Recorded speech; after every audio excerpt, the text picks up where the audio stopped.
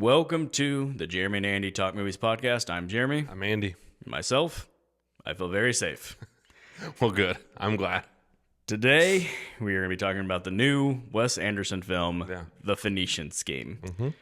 So, The Phoenician Scheme stars Benicio Del Toro as Zaza Corda. Obviously. Very Wes Anderson film lead character name. Of course. He's a wealthy businessman with unethical dealings, I think is fair to say. And after surviving numerous assassination attempts, he decides to bring in his sole daughter as his heir apparent, as opposed to any of his 8 sons. Though she intends to take her vows to become a nun, he convinces her to give him a chance, on a trial basis, to learn the business and get to know what her father is about. Thus begins the Phoenician Scheme, his master plan that involves multiple other parties, which he must attempt to coerce into taking on additional funding, leading to their global gallivant as they navigate tricky business deals, government interference, and more assassination attempts. I'm so glad you did that and not me. It took a little while to work on that one because very convoluted, very complex plot that ultimately I think is not that important in a Wes Anderson movie. It's all just set up for his quirky, dry humor. Yeah. So, Andy, was the Phoenician Scheme good? Yeah. It's all right. I'm just not a Wes Anderson guy. And maybe that's on me. I don't know. I always think of, there's a clip I see like on Instagram Reels all the time because it gives me movie stuff all the time. And it's Amy Poehler and Tina Fey hosting, I think, the Golden Globes. And they're like, Wes Anderson is here. And as per usual, he arrived on a bicycle made out of old tuba parts, just poking fun at just his weirdness. And I mean, I don't know if anyone makes movies that are more specifically their movies than Wes Anderson does. And the end result to me is just like, holy cow, that's so weird, just kind of for the sake of being weird. I didn't not enjoy it, but I didn't, when it was over, I wasn't like, awesome. So it was fine. Yeah, I do enjoy Wes Anderson. So I said I like this movie, but it's not top tier Wes Anderson for me. And I say I enjoy Wes Anderson. Sometimes he's like real hit or miss. Like his stuff, I'm either like, I'm with you and I really am digging this, or just or like, not so much. There's not a lot that I feel is like just middle of the road. And yet this one was exactly that. Yeah. Middle of the road. It's fine. I do think that Wes Anderson is just becoming increasingly Wes Anderson-y. Like you said it, like, he's kind of known for these certain quirks and eccentricities. Yes. And I feel like at this point, his actual work is indistinguishable from the parodies of his work. Yeah. This could be a Saturday Night Live sketch. Yeah. Or like a digital short. And like, I know he's seen, and he's even kind of like, he's had good nature about it, but kind of like, I don't love those parodies, like, they also, make fun of the types of shots I have and the cast I use and all that. And I'm like, usually directors kind of go out of their way to prove they're not those stereotypes. He is fully just diving headfirst into the pool. I feel like, he keeps leaning more and more into it. Every film of his I see, I think the past like 4 or 5, after each one, I've said, that's the most Wes Anderson movie yet. And he just keeps topping himself. Yeah. I do wonder if some of it is early on, he did a lot of like writing collaboration with Owen Wilson. Which is always kind of blows my mind because most people don't think of Owen Wilson as even necessarily that type of humor and B, like a writer. They just think of him as a performer and saying wow and stuff. But I actually think a lot of his best stuff was written with Owen Wilson, and I think Owen Wilson was good for him. Wilson was exactly. He was able to like, hey man, let's make this a little bit more relatable. Yeah, exactly. That he brings a little more of the like actual humanity into it. And Wes Anderson, he's been writing now with Roman Coppola for the past several films. And Roman Coppola, I don't know anything about other than he must be as quirky and bizarre as Wes Anderson. He's got to be. Because it feels like everything in these movies is so niche. Like, you've got to be like this certain particular type to get it. But that's my thing. I was watching it, and I'm thinking, like, who is this movie for? Other than just, I watch, people that just are like, I watch every Wes Anderson movie. Yeah. I mean, there's just nothing in this movie that's relatable. And not that movies have to be relatable. I'm not saying they have to, but more times than not, I mean, even in something, Scorsese or some of these guys who do go big, and do have their own style and stuff. Usually Scorsese's movies, it's like a rise and a fall or ambition or greed or something, even if you're not wrapped up in all that stuff, you can at least understand. Yeah. And in this movie, you're just going, I think Wes Anderson is just on this earth to be weird. Yeah. Yeah. And like he's obviously talented. No, there's some cool looking shots in this movie. And like he has that ability to craft this like distinct atmosphere that makes his movies. Yeah. And his movies are always very complex. Yes. Like I said, they usually don't matter that they're that complex. It's not about the plot. I think the complexity is almost like part of the joke. Yeah. Like how elaborate and complex can I make it without it like being a problem, and that makes it funnier. Yeah. To him, I think. There's always conflict, but never ever like any real concern. Yeah. Like there's never They real, never like, feel peril. high. These movies There's never feel high stakes. Yeah. They're very like that's exactly right. There's meant to be kind of comforting, I think. I think in so that too. The stakes feel low. I mean, like this is such. And then this movie, like they try and kill Benicio Del Toro like 12 times, and he's just like he's so unfazed by it. Yes. I mean, you're right. That's part of the humor is how nobody really reacts to all this insane stuff that's going on. Exactly. I said the humor is incredibly dry, and it boils down mostly to just like stoicism as humor. Yeah. Or the incongruous, like, you know, whatever just seems like out of place, but nobody reacting to. Yeah.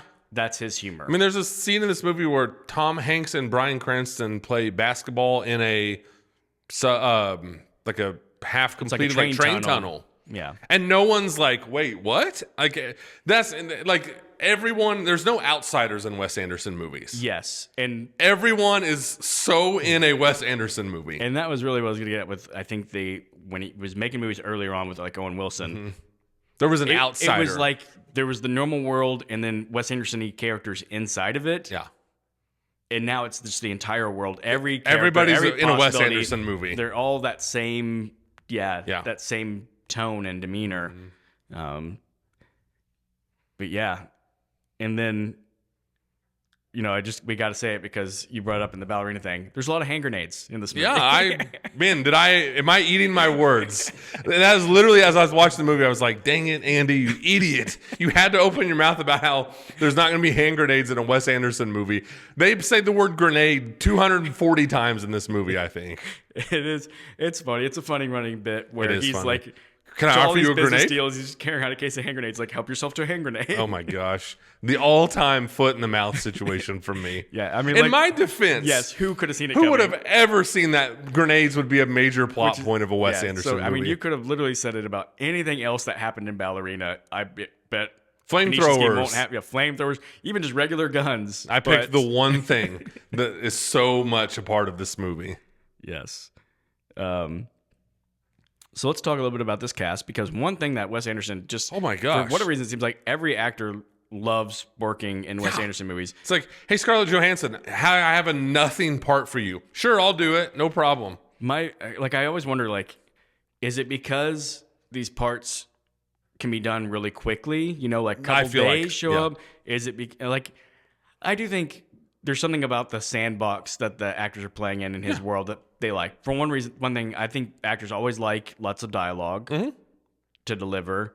And his movies are always very talky. Yes.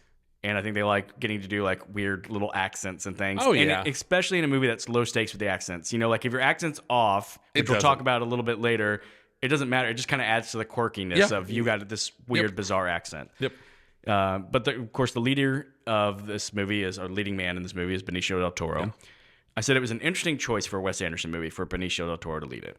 And the reason I say that is because even though he has like the perfect look for this part, for this like he's got a great look. Indistinct, like where is he from? I don't know, businessman. Yeah. But because Anderson characters are always very talky, and I think Benicio Del Toro, the best thing about him is how much he can convey without talking. Mm-hmm. It's interesting to cast him as the guy who's talking a whole lot. Yeah. Not that he's incapable of doing it, but I just like, it's just weird. Usually when you cast Del Toro, he's great at being like the quiet guy who can convey a lot with the look. Traffic, yes. Yeah, probably the best example. You know, and he won an Oscar for it. Yeah. Yes. Sicario. We talked about it when we did Traffic. He's phenomenal in that movie. Sicario is another movie that I really like, and he's very quiet and understated in that one as well. You know, And yeah, he's got obviously movies where he plays a little more eccentric and talkative characters. I mean, The Usual Suspects. He's doing a big thing in that. He's one. doing a lot in like Sin City. He's the Collector in the Marvel universe. I mean, yeah.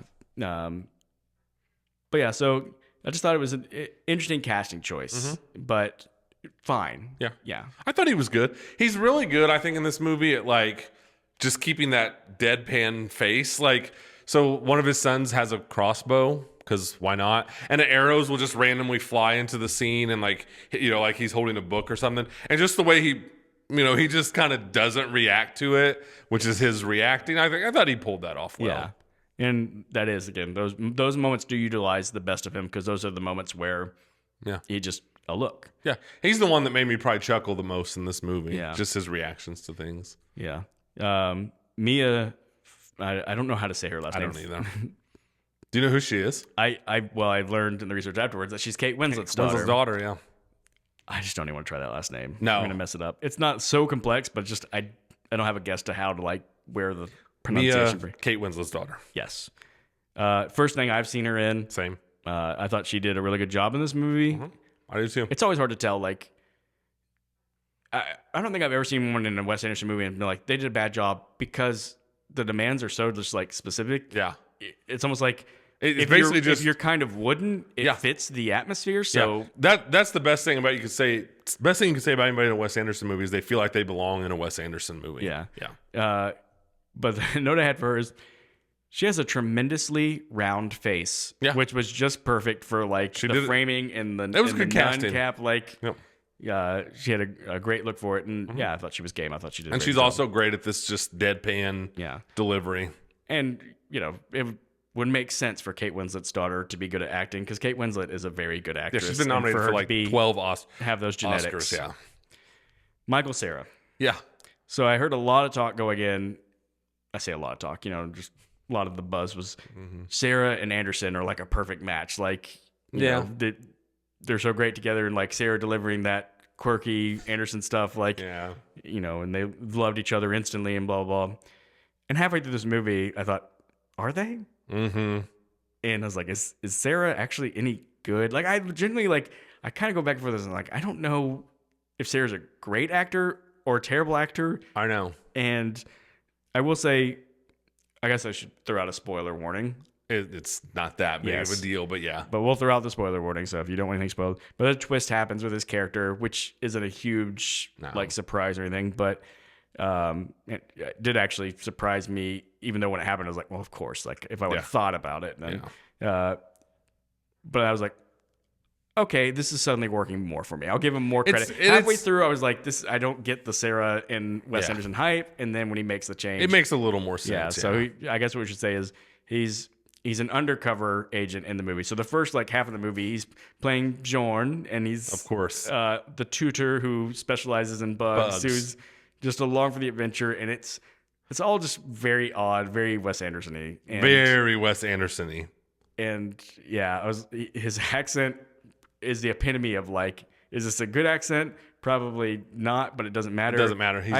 I did see him in an interview say that like he knew some friends who were, I forget what he's, Norwegian, right? Something like that. That sounds right. And got them to like record the line so he could hear that they sound. He's like, and I listened to him a little bit to kind of get the general affectation. He's like, but I didn't want to like focus on it too much. He's like, because I wanted my character to just be a little more musical, just be a little more fun with it. And I'm like, sure, you could see it because he, you know, some lines are silly. Some lines that actually really worked. Like when he finds the dynamite on the plane and he pops out, he's like, should we be concerned about this? I found it under the trolley. You know? That was funny. Like that, the way he says it is hilarious. Yep, I'm like, sometimes I'm like, I could have fun just doing a goofy voice like that. And you're right. If you're going to do it in a Wes Anderson movie. Yeah. When it just doesn't matter and it's almost like part of the joke. Yeah. And then it was actually like kind of impressive when he's like, I'm basically the same guy. Let me show you. And he walks away and he turns back around and somehow he's just got this completely different look. And it's like, okay, Cera. Cera. Yeah. You flipped it. Yeah. He's a unique guy. Like I'm like you. I'm like, is he good? Is he not? I don't just mean in this movie either, just in general. And sometimes it feels like he's very in on the joke. Like in what's the movie where they all play themselves, like Franco and all those guys? This is the end. You know, he's over, like crazy over the top, like raunchy and stuff, and you're just like, kind of makes me feel like he's in on the joke, but I don't know. But yeah, he was amusing in this movie. Yeah. Yeah. And then there is just a slew a of murderer's row of names in this movie. It's crazy. Getting like very short little bits to do. Again, these actors just must They're love. all kind of nothing parts. Yeah. So you said it, Hanks and Cranston are playing these two business. I think they're playing brothers. I don't even know. Yeah. You can just tell they're having fun. Yeah. That's all I'll say. Like sometimes it's fun to watch actors like that when you can just tell they're just having a good time. They're like, I'm just enjoying being this quirky little small part. Yeah. You said like the basketball. It was so like goofy and odd. It's so goofy.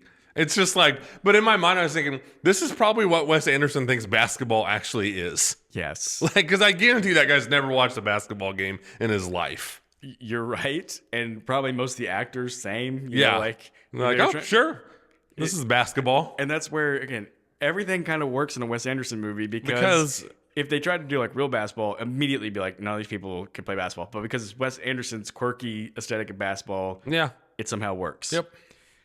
Riz Ahmed plays like a prince, but it's kind of a small nothing part, and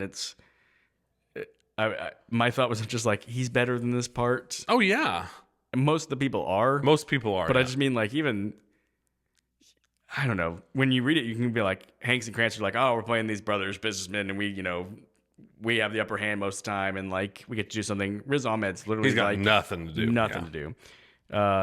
Jeffrey Wright, who is just born to deliver dialogue, so absolutely he thrives. Oh yeah, in these Wes Anderson he's things. got the voice, man. He does. Just anything he says sounds so important and sophisticated, and just great. We already mentioned it. ScarJo just apparently loves being in Wes Anderson movies. She seems like the type when he calls, she answers. Yeah, because this is a absolutely nothing part for her. And this is what I said. I think it must be. I'm totally guessing. I shouldn't say must be. My total guess is that he enjoys that he asked her just to be quirky and not sexy. Mm-hmm. You know, like she's probably an actress who's like, I'll bet a lot of the parts she gets, the description is like really sexy woman. You know, and like with his, it's like, I literally don't want you to be sexy. Just at be all. strange. Just pick whatever voice you want to use and use it. Yeah, like I want you to do a part that I could cast you or a complete unknown, or like some like completely random lady that you know is totally on Hollywood, and she's like, yes, that's what I love about it. Yeah, I'll do it. You know, it's not between me and Margot Robbie. It's between me and it is nothing. Yeah, and she's doing some kind of accent too. And I think she's where he's just like, I don't know, just talk in a weird voice. You're fine. Yeah. And then there's one more I'll get to in a second, but there's a slew of people in like his like dream sequences where you get your William Dafoe's and your Bill Murray's just getting like cameos basically. Yeah, they're essentially cameos. And then the last one is Benedict Cumberbatch. He's the one who I'm like, it just didn't work for me. No. And I was like, I don't know if it's a poorly conceived character or just the horrid costuming that made me like, it's the eyebrows and stuff where it's just like, that was the time where it's like, okay, Wes Anderson, we know, man. We know. we know you're weird, dude. Like, this is, you may have taken it one step too far here. Yes. Yeah. It's ridiculous. I'm not going to say I didn't chuckle a little bit when they're chasing each other around and it's just ridiculous. But yeah, it's like, dude, you got Benedict Cumberbatch. Just let him have a beard or something. You don't have to do everything. Right. Yeah. Yeah. Did we ever really understand what happened in this movie? No. Like what the Phoenician scheme accomplished? I don't know what any of this accomplished. Yeah, it was very... I don't understand why they lost all their wealth at the end. I mean, I'm not being sarcastic. Like, I literally don't know. I mean, like, the whole thing was, like, there was this big gap in the cost of it that they were trying to get everybody else to cover. And they got some, but not nearly enough of it. And he had said, like, it would take, the gap's bigger than, like, all of our assets. And so when he said, at the end, we'll cover the rest of the gap, it's going to take all of our money. Okay, sounds good. But I never understood, like, again, why? Like, what did y'all build and make that you were investing in? Benedict Cumberbatch is the one who did kill the one wife he was talking about the whole movie, I think. Yeah, I think so. It's irrelevant. Yeah. It's just irrelevant. I'm always wondering in these movies, is a part of like what works in this movie, because Wes Anderson like kind of lulls you into almost boredom so that the funny things pop so much more. Very well could you be. know what I mean? Oh, Like, yeah. And I feel bad saying that because I'm like, it makes it sound like I'm saying so it sucks. Yeah. And I'm not, but he does have No, a you're way right. of like lulling you so that those jokes do Yeah. pop a little more. Because like we're saying, those little moments, you say them and you're like, that. If you tell someone, you're like, I know that doesn't sound funny, but when you've been sitting there watching a scene of talking that you don't understand for 5 minutes, and then this happens, Yeah. you laugh. It's like when Michael Cera jumps in the quicksand to save Benicio Del Toro. That's really not funny, but I was like, I did laugh because it was like, okay, it's at least something's happening, Yeah. I guess. And again, like you said, that sounds way more insulting than I mean for it to be. Yeah. But it's like, well, they're not sitting here talking about dealings that I don't understand. Like, at least something happened. So I think the funniest moment of the movie was unfortunately in the previews, and that's when they're in the elevator, and there's several times Benicio Del Toro's character recognizes like, hey, that's an assassin. I used to employ him. Yeah. And he sees the guy's like, that's an assassin. I used to employ him. And he just they used, all like, put the the guns at cyanide him. So he capsule takes or the quick something. cyanide capsule and just drops Remember dead. And they all just kind of look, and Michael Cera just leans over and presses the elevator button, and it's everything you're talking about, like total non-reaction. Yeah. And that's the stuff that works. Yeah. It's like I said, I mean, just to go back to our original point, it's just no director, I don't think it's ever been more dependent on, you just have to like that person and their very, very specific type of stuff. Yes. The most specific for sure. The most specific, yeah. So that said, talking about him and liking his stuff, I wasn't going to ask you to do this because I know you're not the biggest Wes Anderson fan, and maybe I should have just asked you anyways, but like I kind of put together my Mount Rushmore Please, I'd love of Wes to hear Anderson it. Yeah. movies. So this is my Mount Rushmore. Royal Tenenbaums. Yeah. I think that's pretty popular. Which is the first Wes Anderson movie I saw. And it is, again, it's crazy to say that it's, I think, his most like normal kind of grounded movie. Isn't it crazy? It's plenty weird and quirky. Oh, yeah. But like I said, it's Wes Anderson characters a little more in a real world. Yeah. And it is more dramatic. And it's one where, like I said, in this movie where you never feel any like stakes or anything, that one's got some emotional like stakes to it. No, I agree. So I really like Tenenbaums. It's a more dour movie than I think Yeah. people remember it as. Like, Yeah, it's people not think of it as just like this really like funny, but yeah. it's You're right. It's a pretty like emo movie, I guess you Very. would say. That's a great way to describe it. But it's got some of my greatest like jokes in movies, just quick jokes. I mean, Owen Wilson's character is so funny in that, playing this author who writes a book about Little Bighorn, and there's this great shot of him walking with all his reporters, and he's like, everyone knows Custer died at Little Bighorn, but what my book presupposes is maybe he didn't. That's an good stuff. Absurd thing to say. It's absurd, and Owen Wilson is so the perfect good. guy to deliver Yes, that line. It is. My second one is Fantastic Mr. Fox. Yeah. Just love It's a what good it movie. like. Yeah.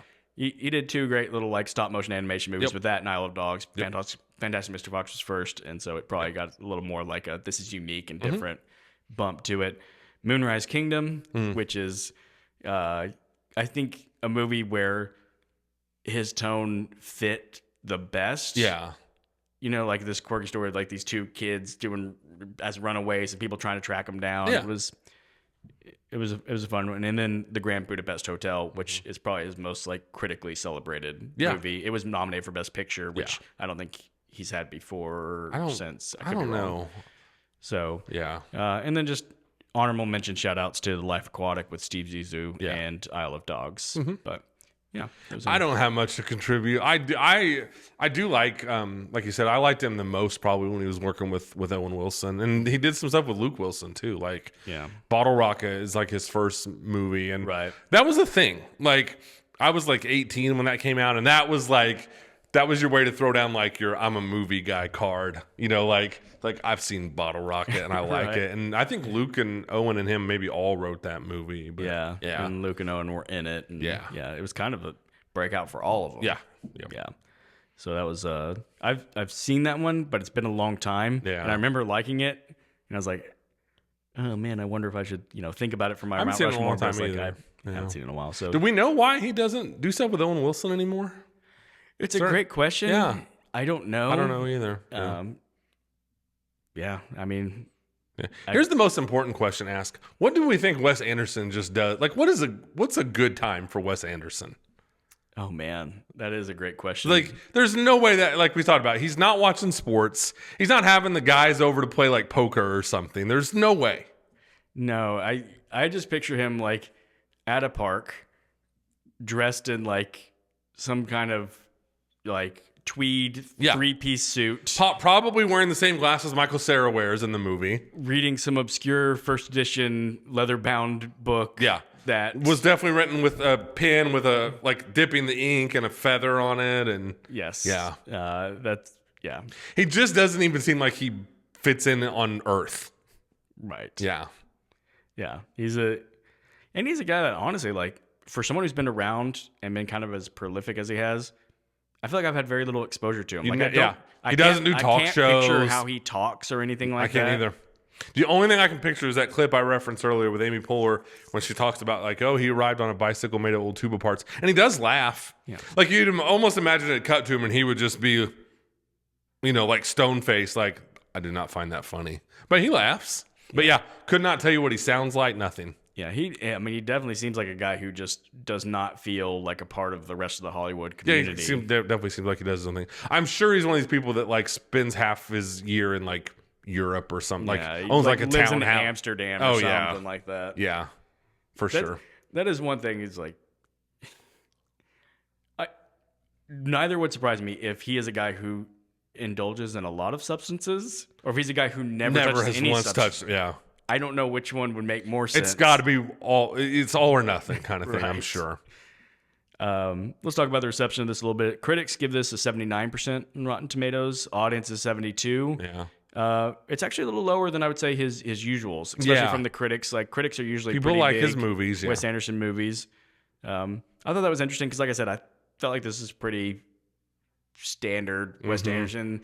But I wonder if there is an element of like critics being like, you got to give us something new. It's time. You need to do something new, man. Yeah, like you're kind of playing the hits. Yeah. But I don't know.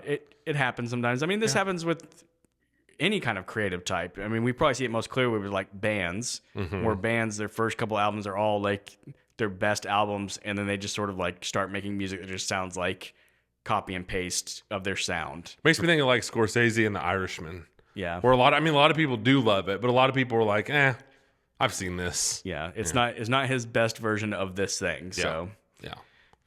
and then budget, it had a $30 million budget, and what I saw was grossed about 18 worldwide. Yeah, his movies usually make their money back eventually. I mean, they kind of just, I don't think he's ever directed like a blockbuster hit. Yeah. But I mean, they usually kind of just pluck away for a little bit. And yeah, I do wonder, he seems like the type that probably benefited a lot from the DVD days. yeah. And I remember, like Royal Tenenbaums, I think was like, that was a movie like people in the way that this, I mean, like our current it's different movie culture and economy, it is different. Like, you don't make it up in, you know, it's almost like his movies have like a built-in cult hit crowd to them, you know, like the people who love it are going to get it, and they're going to share it with people. Like, you got to watch the new Wes Anderson, and that's where like the DVD stuff would really come in. And I haven't looked. I should have thought about this ahead of time. I bet you like his last 2 or 3 movies, I bet they all have very similar box office, because it's just like the same people who like Wes Anderson just keep going to see Wes Anderson movies. I cannot imagine that he's drawing in a lot of new fans. Yeah. So my brother texted me, I think just yesterday, it's been a long day, and asked me, like, have you seen the Phoenician game? I said, yeah, I've seen the Phoenician game. He was like, is it any good? And I was like, I don't know how to answer this for my brother, because my brother is like, I don't know if he's seen any Wes Anderson movies, and he can be a little bit of a tough critic to please. Like, he likes more like standard stuff. Sure. And I was like, I thought it was decent, but I was like, have you seen any other Wes Anderson stuff? And he's That's like, an important question. He's like, I don't think I have. And I would be so tempted to be like, dude, don't go see this movie then. And I was like, yeah, but the reason he was going to see it is because he was going to see it with a girl. This will tell you everything you need to know about the difference between my brother and me. Okay. All right. I've seen probably 40 movies in theater this year, 0 with a girl. He's seen probably 2 movies in theater this year, both with girls. You know, like, batting 1,000. Or with like that's the difference between my brother and me. But she wanted to go see it, so that's Okay. why I think he was going to go see it. Then go see it. So he man. was kind of like, "What am I? What What am I getting into? Yeah. Exactly." And so then I had to message him later. I was like, "Did you end up going to see the movie?" And he's like, "Yeah." I was like, "What'd you think?" He goes, "It was weird." And I was like, "It's exactly what I expected." And then he said it was decent, like you said, just weird. And I'm like, that's a fair review of that movie. Exactly what I would expect from just kind of a normal guy who doesn't watch Wes Anderson movies to watch jumping in with the Phoenician. I mean, scheme. honestly, I think that could have gone worse. I mean, I don't think it would have been out of pocket if he was like, "That was crap. What was that?" Yeah. So I will say, I do think it benefits from like getting that heads up. Yeah. To know like, hey, you're in something really weird. It's gonna be really quirky, really dry. Yeah. And I think if somebody went in and had no idea what a Wes Anderson movie was, I could honestly, if you'd had no idea, if you'd had no history with Wes Anderson, I could see someone just walking out like halfway through this movie. Yeah. I'm not saying you should do that, but I'm just saying I could see somebody just being like, I don't know what any of this is or what is happening. I'm out. Yeah. I definitely think that's true. Having a history with Wes Anderson, like we said, those early movies that were a little more grounded and like kind of waiting your way into pool, like, a step at a time. Like, whereas if you start with the Phoenician scheme, that's diving head first. Yeah. And the water's cold and you're going to jump up and gasp and be like, what? What just hit me? Yeah. I don't know that that's the best way to consume Wes Anderson content. I don't believe it is. Yeah. You got like start earlier with that's a little more normal and work your way in. Ease your way into it. Yeah. So I think maybe the best thing that can be said about Wes Anderson is even though he's not for everybody, shockingly, he doesn't, I don't think, turn as many people off as we were just saying. Like, you could see a lot of people, like, I think the fact that he is so distinct, he's so different than everybody else. He is. It's at least like, well, at least it was something unique to the rest of everything that's being made. Yeah. He's doing his own thing. Like, yeah. Well, and at this point, we have almost like a 30-year history with Wes Anderson. Yeah. I mean, Bottle Rocket, I think, is like 98, something like that. And then Royal Tannenbaums is 2001, I think. So, I mean, like, he's been consistently working for a long time now. So we've got a history with him. So, like you're saying, it's not, if it catches you by surprise, that's on you. Right. Like, if you just go and like, Mission Impossible, Ballerina, Phoenician scheme, that's on you. So, like, we've got the history with him. Right. Yeah.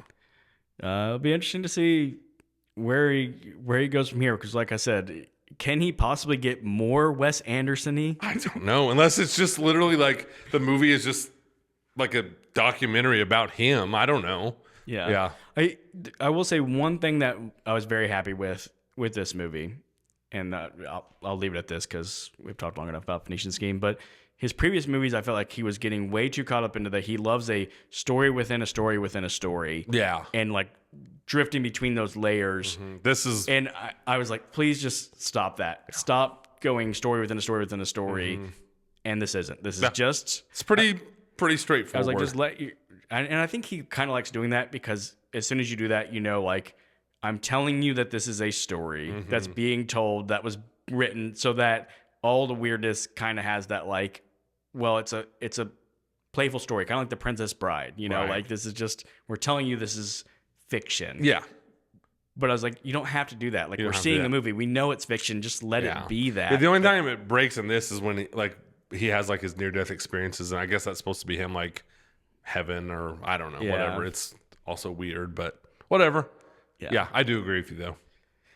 All right. Well, I would be very curious to hear what people think about Phoenician Scheme. Yeah. And hear like what other people's favorite Wes Anderson is, because I feel like it could be all over the place. Yeah. Is there a lot of Wes Anderson fans out there? I'd like to know.